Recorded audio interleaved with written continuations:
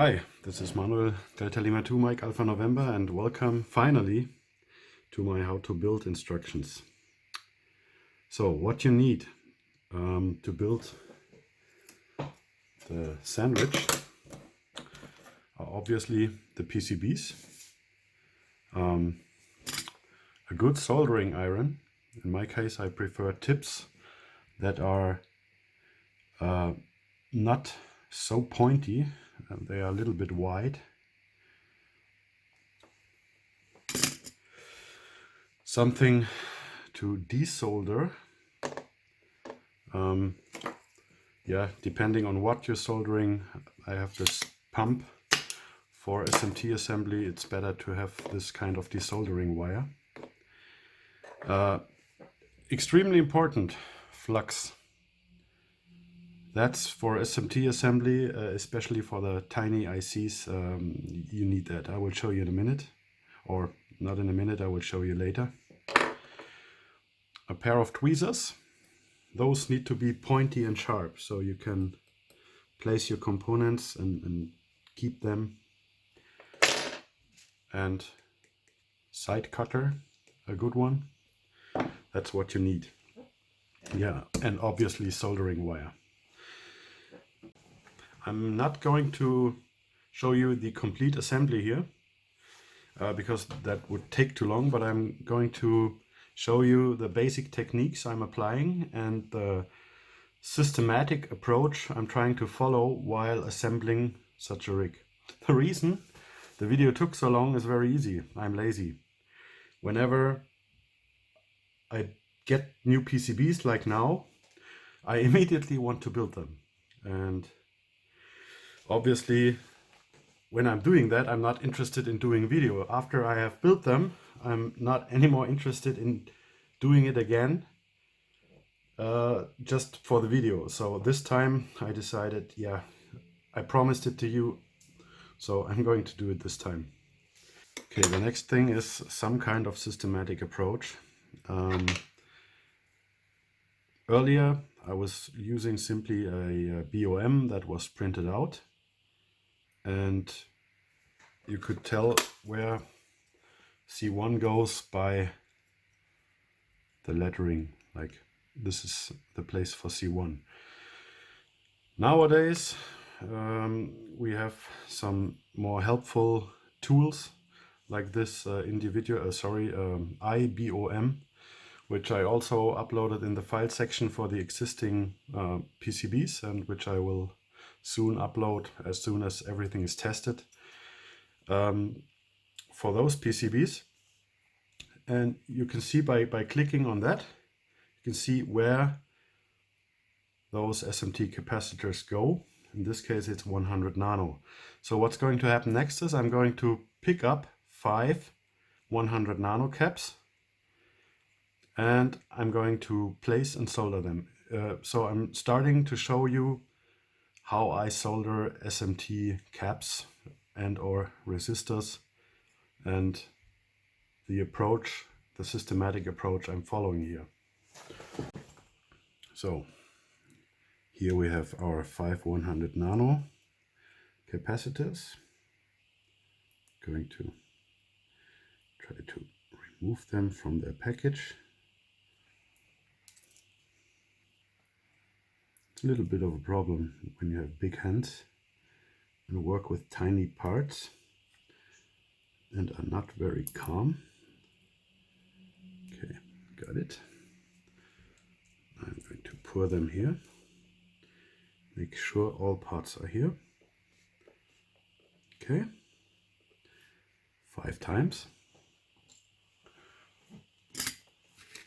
Now, before I even place the first part, I'm going to put tin, solder wire, I don't know, on one of the pads I'm going to attach it to. That's the start.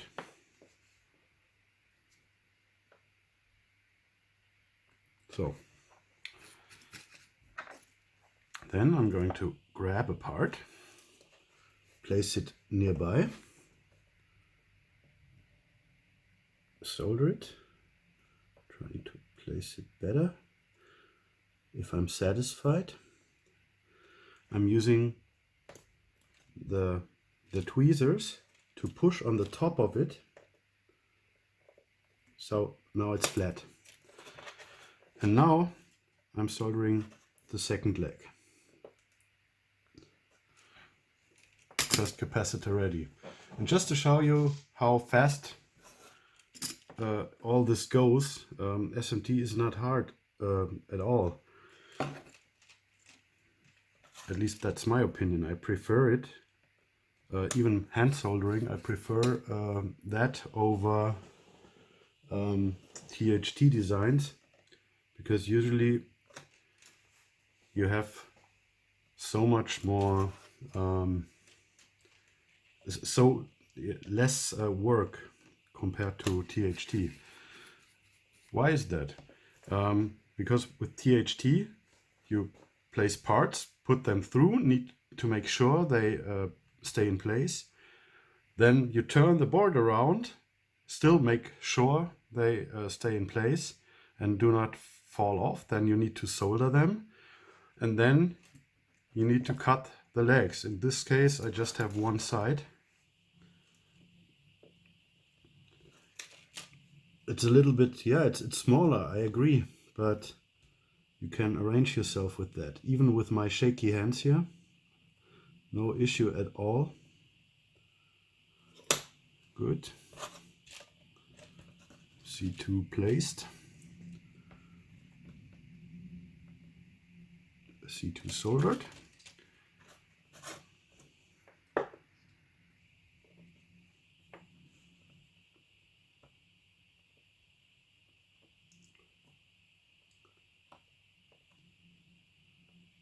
Okay. C3 placed. C3 soldered. I'm going to put here a little more soldering wire.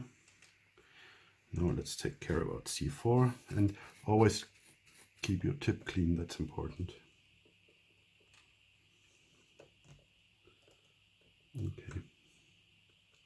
Now it's sticking to my tweezers.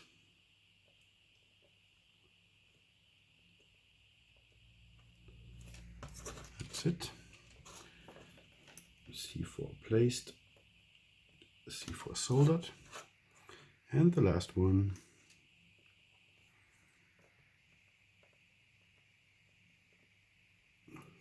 Okay.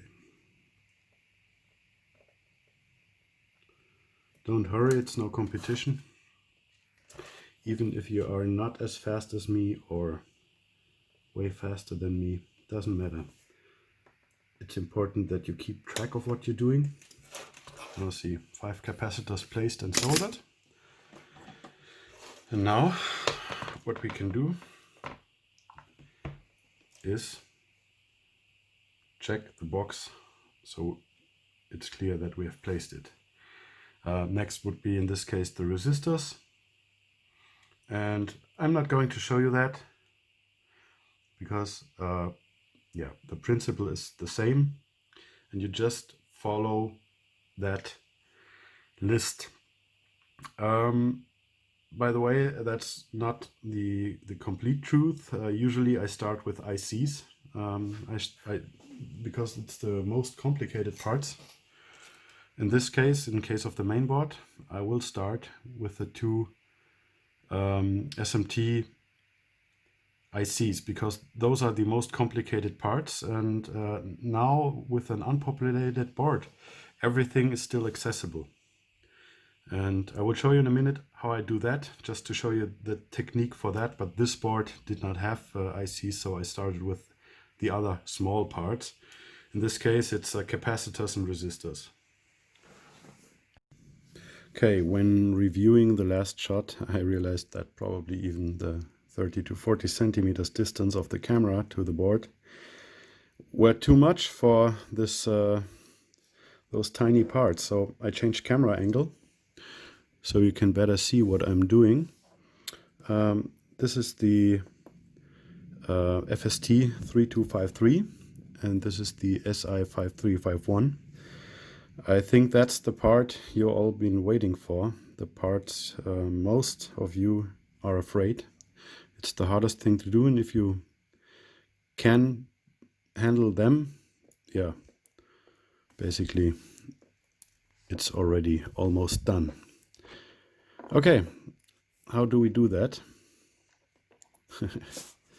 Nice. First of all, what you need to know, here's a marker that shows pin 1, and here's the marker shows pin 1 of the FST. The white dot, pin number 1, white dot, pin number 1. What I'm going to do now is apply flux. I'm using this pencil type.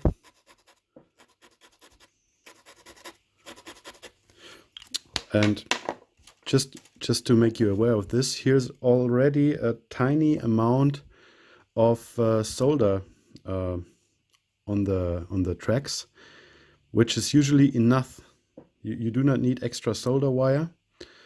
And I'm using this solder that was there from the factory to solder the SI5351. There are different techniques. I tried several of them. Now we need to orientate pin 1 to pin 1. Need to make sure it's perfectly aligned. Ugh, I am shaky today. Okay, then you need a clean solder tip. Oh, wait a second. You can't see anything. We need light. Okay. Now I'm just going to apply. The solder tip needs to be clean. There should be no solder on it. So the heat is going to the PCB, to the pin. And because of the flux, it is causing the pins to bond to the PCB. See, already on there. Let's check this. Not looking too bad. Let's change. Just pushing from the top and apply heat on the pins of the FST. And now you can see why there should not be any solder on the tip, because otherwise you would create a short. And I think that was it. Just for safety reasons, I will apply another dose of flux here and apply some more heat.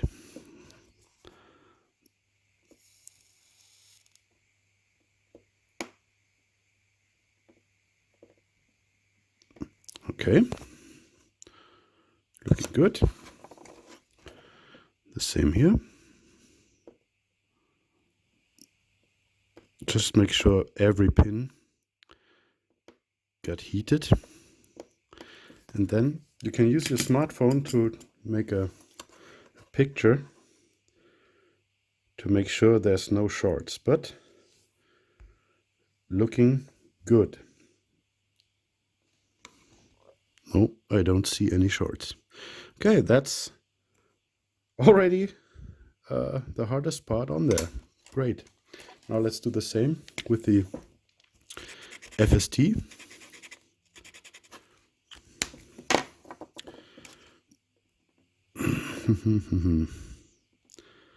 This is my pin 1. Okay. This is the pin 1 marker on the IC. And this is the pin 1 marker on my PCB. Now let's just make sure it's aligned well. Nope. And suddenly I realize I probably have the wrong package. That's great. Okay, here I'm back. Now I have the right part. That was the wrong part before. The issue is when you're in a project and spend some time and order some parts, you will get eventually the wrong parts also. And yeah, just make sure you realize that before you put it on.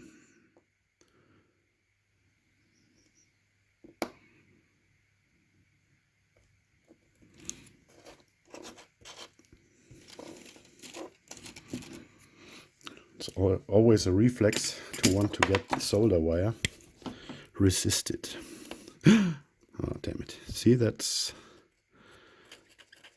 happening in this stadium. But never mind, we will take care of this.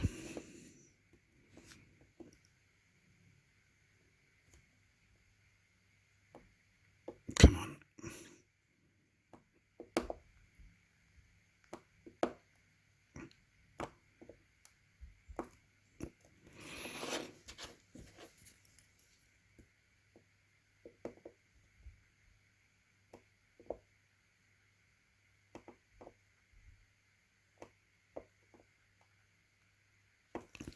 I'm always contacting 2 pins and apply heat.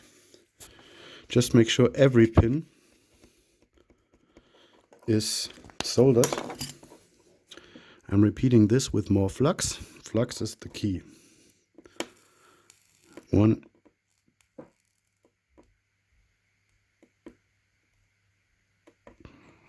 Okay, looking good. Other side.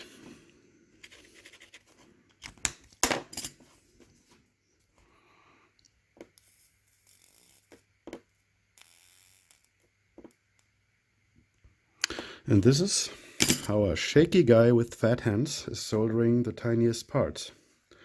No big deal.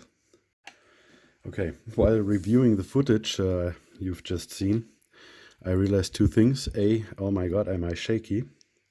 And B, trying to talk while at the same time trying to concentrate is not the best idea because I lost track here and there. So there are several techniques to solder those small pitched ICs. This is one of them. This is the technique that provided the best results over time for me. Other technique would be just to solder all of them with a one big blob and then remove the blob with desoldering wire.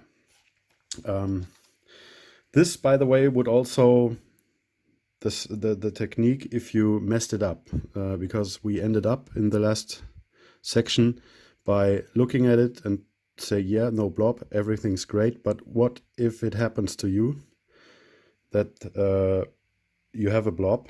You need to take care about this. And the technique would be basically the same. You apply flux and then you remove the blob by applying heat here. Just this is cold, but just to show you, and then you desolder it this way. Because of the flux, the solder is being forced to flow and will be in the desolder wire. Okay, I think that was it. In the next shot I'm going to show you this very same angle, but show you again how I'm soldering capacitors and resistors, so you have seen that up close. Okay, so now we are back at the OLED display PCB. On there we have 4 1 kilo ohm resistors we need to place. This is R2, 6, 7 and 8.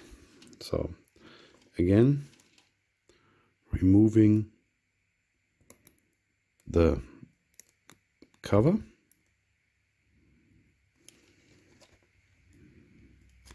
and pour them. with the resistors, I try to make the lettering visible. So it's on the top side, they have a white downside and a black upside. So I try to keep the orientation right. So I just said R2. Let's start with R2. Same technique. Do you have a good view? I think you have. Okay, I'm putting some solder on one side. I'm trying to place it.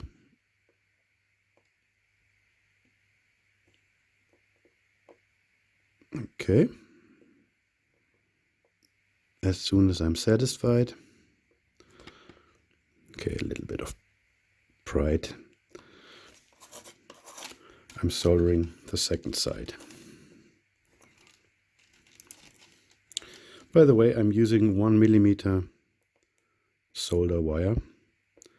I found this to be all-round compromise. Many people will tell you, yeah, you need a smaller tip than I'm using. You need a smaller solder wire. You can use your standard stuff. You just need to, yeah, take care of what you're doing. R6.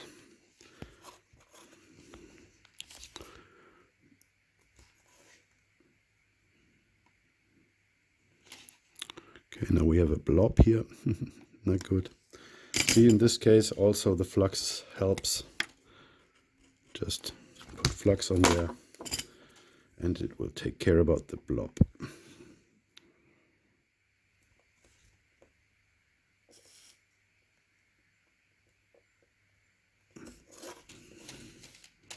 Okay, that can be more beautiful. Take pride in your work, take yourself time, do not hurry, do not leave bad soldered parts. I mean, this is the top layer, and you will see that every time you're using this radio. Okay, that was R6. Now we need R7 and R8. R8, where's R7? Yeah, there. Okay. So R7, R8, clean the solder tip, get the resistor, place it, heat it, push it, check it. Oh.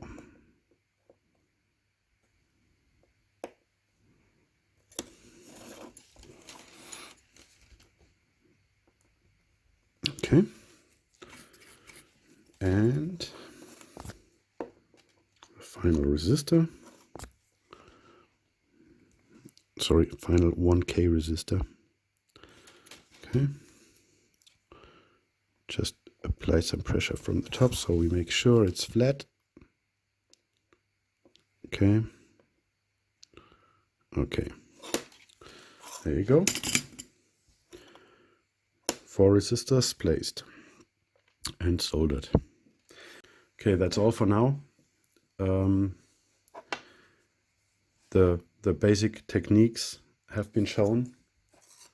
How the most critical parts, the ICs, are being soldered by hand with standard tools and 0805 sized parts like capacitors and resistors. It's important to just follow your pattern, not get distracted while doing that. And I hope you enjoyed the video. I hope you find it helpful, and I really seriously hope I could take you the fear from SMT soldering. I'm using on purpose the tools I'm using every time. This is my standard soldering iron. There's no need to get something special SMT is not that hard. You just need to apply the right techniques. Even a shaky guy like me could do it with the right tools. Okay, I hope you enjoyed it. I hope it was helpful, and see you in the next video when I'm going to show you some more tricks. Bye bye, 73, good luck. Delta Lima 2, Mike Alpha November.